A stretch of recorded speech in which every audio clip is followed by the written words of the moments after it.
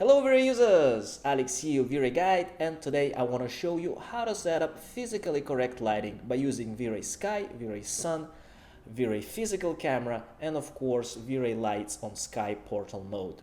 This way we will get our image photorealistically well done. Alright, so this is the first sample. If you can follow those steps and you understand what you're doing, you can follow the rest of the videos for this entire workshop. Okay, so let's get straight to the business, and I'm going to open my scene here. Alright, so I'm getting this nice message saying that I'm going to use output as 1, gamma 1. This is not the standard by Max 2015, but if you download this scene below this video, you'll be able to get it. We actually changed the gamma and INI file. I have a few video tutorials showing this, but in order to discard all the questions, just download the file, open it, and you will have the gamma 1 setup in your system. So just adopt the file gamma LUT settings, press OK, and open the file.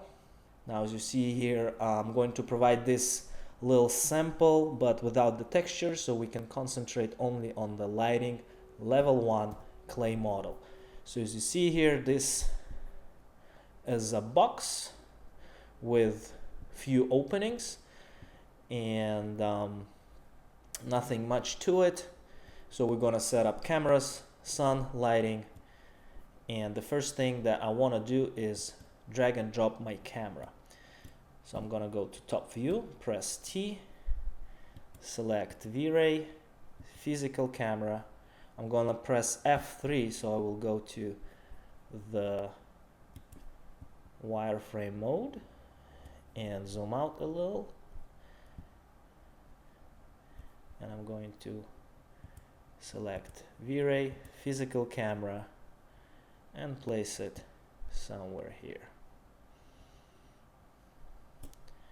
Okay, looking through the door.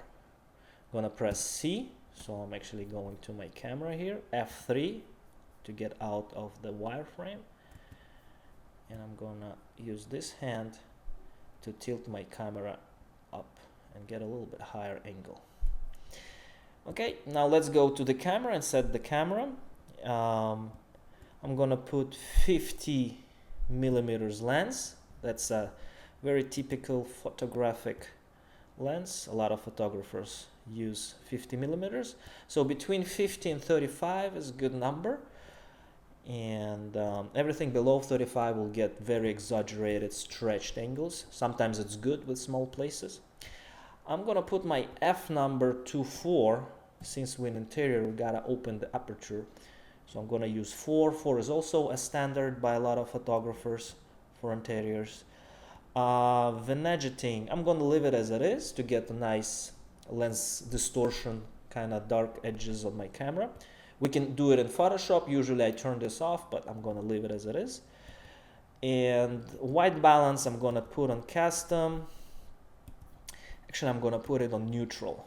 Neutral is a pure white and does not being affected. We can adjust the white balance in order to get better colorization.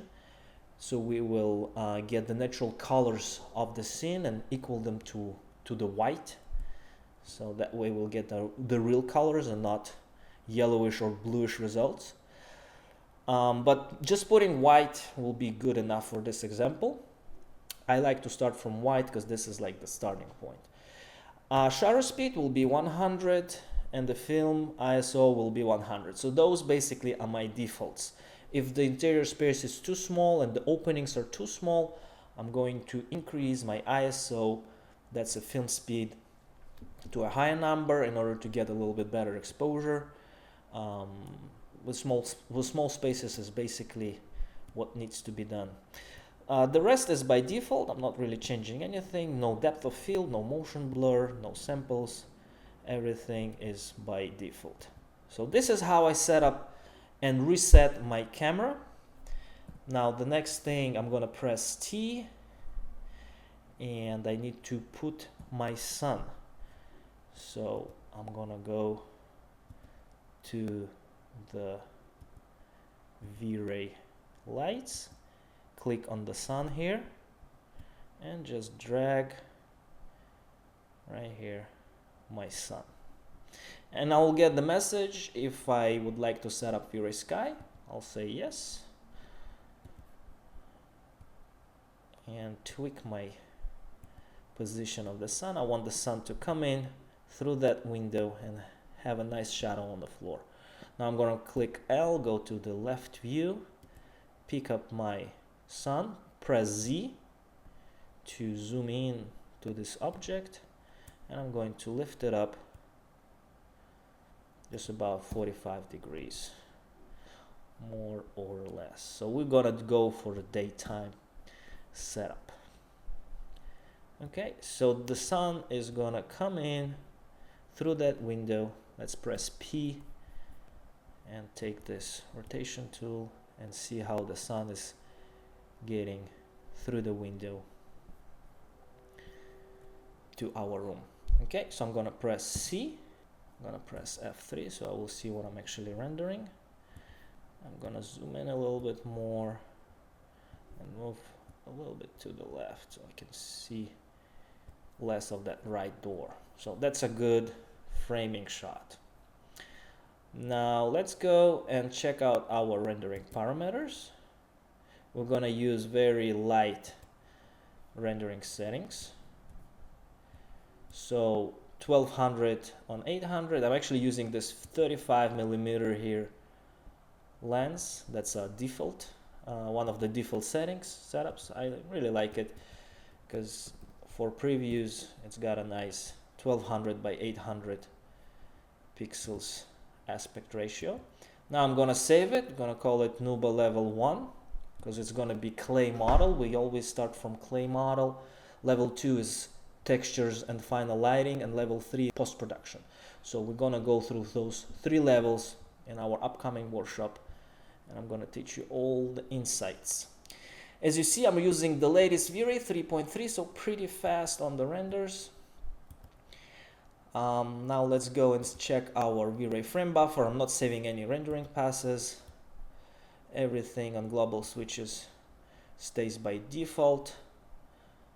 I'm going to use adaptive anti-aliasing samples here, and I'm going to use for a filter area 1.5 in adaptive image sampler 1 and 4, and in order to get a little bit better quality I'm going to put this color threshold on 0.005 so I will get really nice and sharp results.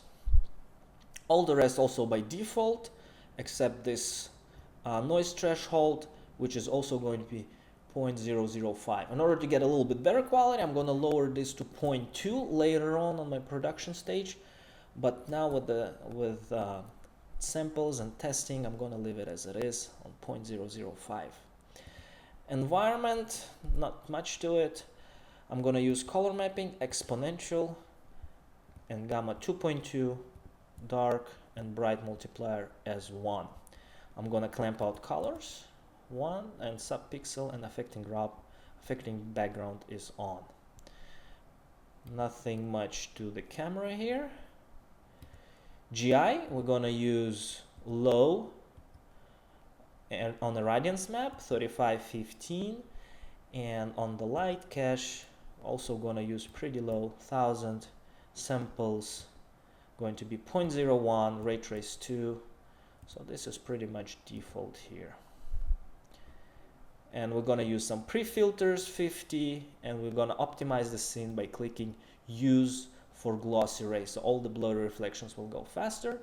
Bounces will be 100, I think it's a default. Other settings, I lowered my buckets to be 12, smaller buckets render faster. And my dynamic memory here, I'm actually using this this laptop right here to do this stuff. So you will know my renders have to go fast, has to render faster. So 18, I got 24 gigs of RAM, so I'm gonna use 18 of those. Oh, and one important thing, when you guys saving, make sure you overwrite this image to 0.01. So you will save it with gamma 1. Because we do have our gamma output 1, and by overriding it 1, we're gonna have the same the same results as we render. Because probably you saw, if you do activate your frame buffer, you might get a different result. So you might tick the sRGB and you work on sRGB in order to get the same results. I'm not gonna do that. I'm just gonna override and save my images with gamma 1. I know this stuff may be a little bit more complicated, and some of you newbies will be like, whoa, what is that guy talking about? We're gonna analyze and explain and break everything into steps in the upcoming workshop. So just stay tuned and follow this tutorial. It's not a rocket science, I promise you. If you got to this level so far, you can keep doing this section. Okay, so I'm gonna click render and see how this guy goes. So you can see here some of the materials are not working. I mean, I turned the materials off, so I will get just the color of the materials. And in order to have one clay material over those guys, we need to go and add override material, so we will not get those strange colors everywhere. I need to create VRay material, call it clay, and now I can drag and drop it here, instance, and in diffuse I'm going to add VRay dirt. So I will get VRay dirt gets those really nice ambient occlusion soft lighting on the edges. So I will load this down to 2, and the edge is black. I'm gonna light it up a little bit so it will not be too dark. 10 is really bright. I'm gonna get a lot of shadows, a lot of those ambient occlusion, so I lowered it to 2 so get really nice and thin. And included color is white. Well, let's see how it goes with white. I'm gonna click render. Now the whole thing is getting really white because I think a lot of light being blocked. So what we're gonna do is we're going to take the glass and exclude it because we want some light come through the window. So that's another trick that you guys always, when you model and create models, make sure you have your glass on a separate layer, on a separate group, because you can hide it anytime you need to hide it. So I'm going to open my layers here, and you can see I have glass, and I can hide and unhide my glass because all my glass is in one layer, so I always like to put my glass on a different layer. Okay, so I'm gonna take this glass already a group. I grouped it, you can see it's called glass, and I'm gonna take this group and exclude it from the white material, so from the override material. So we're gonna go here, select glass, put it here, isolate it, and exclude it from the entire render. Now we can go ahead, click render. The scene is getting very white. I think the VRay dirt material. So we're gonna go here and unincluded color, that's a base color, we're gonna change it to gray. So the mid gray is 128. Click OK. Now we can press render, and voila, we're getting really nice results here. Now everything looks good, and the render, starts to calculate, and we're getting nice bluish illumination from one side, sun kind of a little yellowish that's coming from another side, and the image might look good, but it will probably get artifacts here and there, and that's one of the biggest mistakes of not using VRay sky portals. What a sky portal is, it's a VRay light that actually works as a transmitter. It takes all the energy, all the light from the outside and directs it to interior, to the inside. So if you guys not gonna use that, you might get some blotches or some artifacts or some weird light leaking results. But by using sky portals, you will actually define that space as an opening, and you will say, okay, all the particles that going in should act as interior and nothing goes out. Because right now I can get a lot of bounces inside, some of them will bounce out, so I might not get the real good realistic results. So what I need to do here is put some nice portals in my openings. So I'm gonna go to lights, select VRay light here, and actually one of the first ones I'm gonna put here on my window. T. So one is gonna go here, exactly at the size of the window.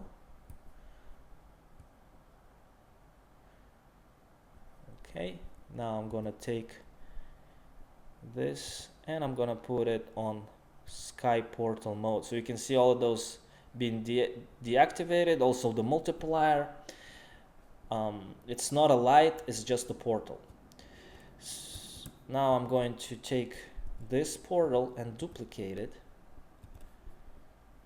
click shift and drag. I'm gonna duplicate it with instance.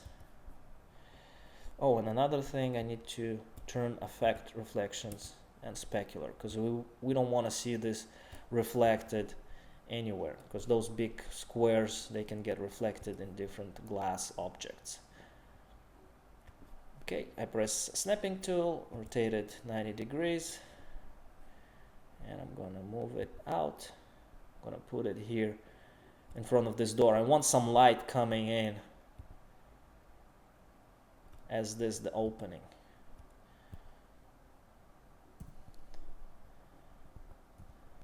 Since the opening goes all the way to the floor, I need to adjust it properly.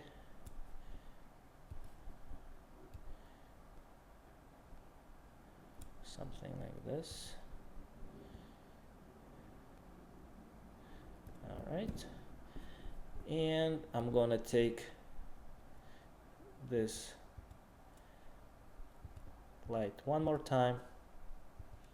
I'm gonna drag and drop, drag and clone it for my other window, my other view.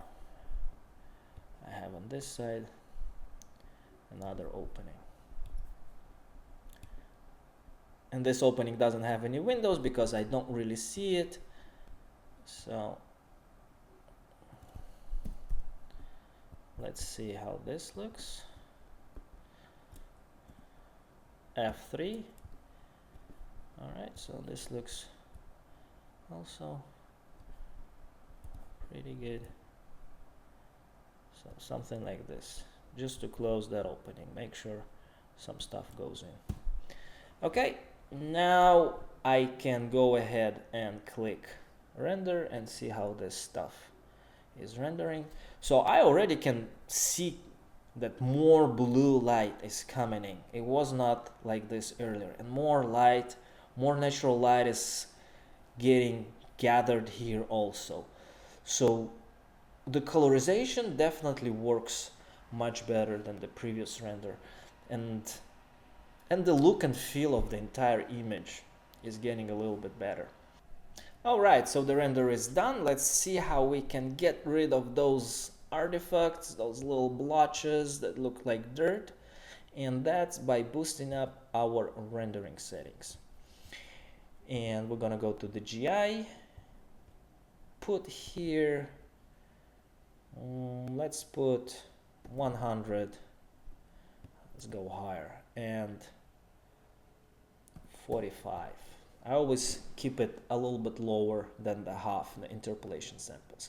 So subdivisions is how many samples you throw in your scene to get really nice good quality, and the interpolation samples is how they smoothly spread between each other. So sometimes you might get those big blotches, it's just because it's not spread and smooth enough. So interpolation samples, they responsible for smoothing out your image. If you go too high, you might lose your detail. You might get it too smooth. You might smooth a little bit too much. So after boosting this up, let's see if we can get rid of those artifacts here. Yeah, we almost got rid of them. Let's try to go from low to a little bit higher. Let's put this on custom and do 0, 1, the maximum rate, and do another sample here on the side. Takes a little longer because we got another pre-pass to render now, 4 passes to render. That means the quality goes up, the rendering time's going up, but we're gonna get much cleaner result than earlier. Voila, this looks pretty clean in compare to this one. This got still a little wavy, little blotches. This looks very clean and solid. So why don't we do this whole region here just to see if we got rid of those artifacts completely. Yep, absolutely, very clean. Maybe we get some little imperfections, but that's good enough because we want to have this little we don't have it really slick looking because it might be too plastic. So we want to get some of that realism by having those little imperfections. So that's good enough in compared to time and render quality. Let's do something about our sun, because the shadows that our sun creates, it's too strong. So let me select the sun here. And let's go make the shadows a little bit bigger. So size multiplier, let's put here 2. And render our region of the sun. Let's see how this, if we can get rid of this, those sharp. Whoops, we gotta go back to our camera, see, and click render. So we can see already here we're getting a little bit smoother look for the shadows. Alright, so we softened the shadows a little bit. We can soften them a little bit more, but we're getting really nice soft shadows here on the top. Looks much more realistic. Those of course a little sharper because they closer to the window where it's been created, but those far inside the room are getting much better realistic result. Alright guys, so this is it. I hope you enjoyed this tutorial. There is more to come, so stay tuned to follow. If you were able to follow this tutorial, you can follow the rest of the workshop. Hey, download this in below, try to make this tutorial. Ask me questions if you have any. This is Alex, your VRay guide. Talk soon. Ciao.